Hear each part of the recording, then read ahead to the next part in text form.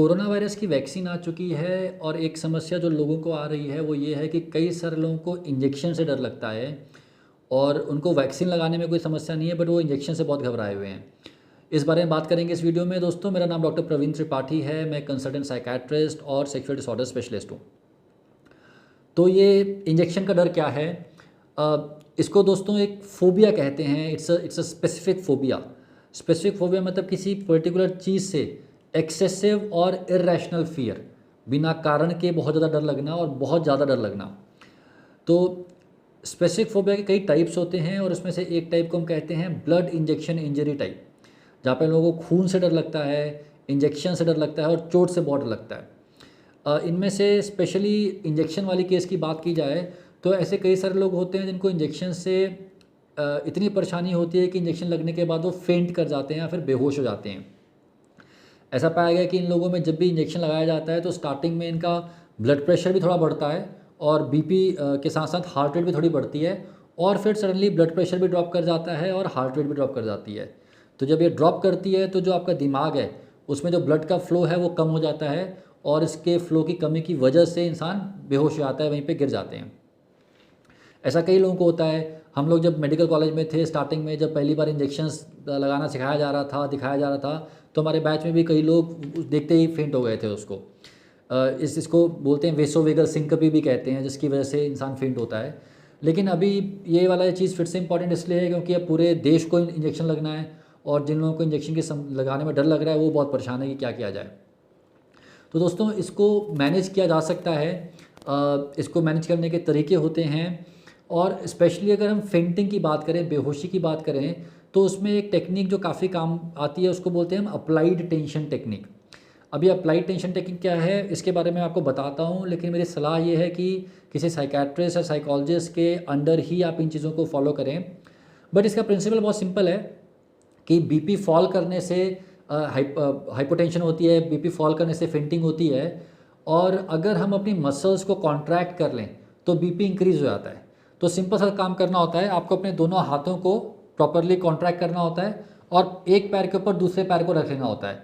आप मेरे पैर तो नहीं देख पा रहे हैं बट एक बेसिकली एक टांग को दूसरी टांग के ऊपर रख लीजिए और आपके जो पंजे हैं उनको ऊपर कर लीजिए।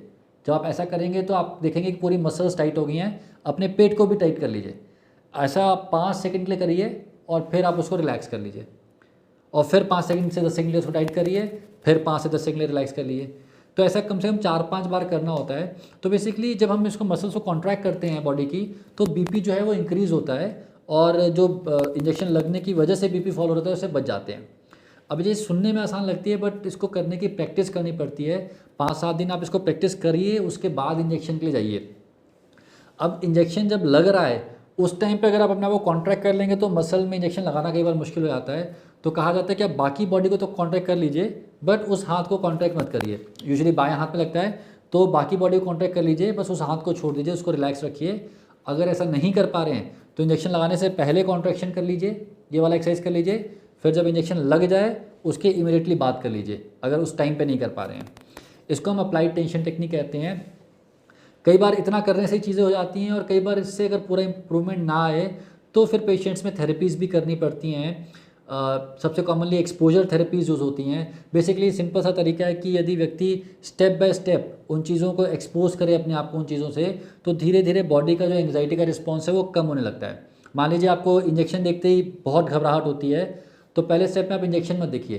पहले स्टेप में आप इंजेक्शन का एक कार्टून देख लीजिए, फ़ोटो देख लीजिए कार्टून में।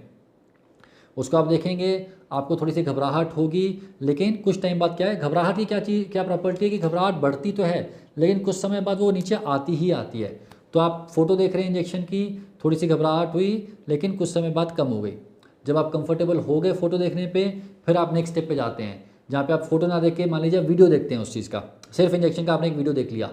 थर्ड स्टेप में आपने उस प्रोसेस का वीडियो देख लिया।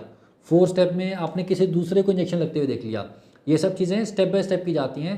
आमतौर पे क्लिनिकल साइकोलॉजिस्ट के साथ सेशंस में सिखाया जाता है बट मैं आपको प्रिंसिपल बता रहा हूँ। तो कुछ केसेस में प्रॉपर आपको exposure and response prevention therapy का इस्तेमाल करना पड़ेगा और कुछ केसेस में सिर्फ अप्लाइड टेंशन टेक्निक से ही काम चल जाता है। तो यदि आपको या आपके किसी जान पहचान वाले को इस प्रकार की दिक्कत हो रही है, उसकी वजह से इंजेक्शन से बच रहे हैं, तो प्लीज़ ऐसा मत करिए। कोरोना वायरस का इंजेक्शन लगाना बहुत ज़रूरी है। अपने नियरेस्ट साइकोलॉजिस्ट से या साइकेट्रिस्ट से मिलिए और इसके लिए हेल्प लीजिए।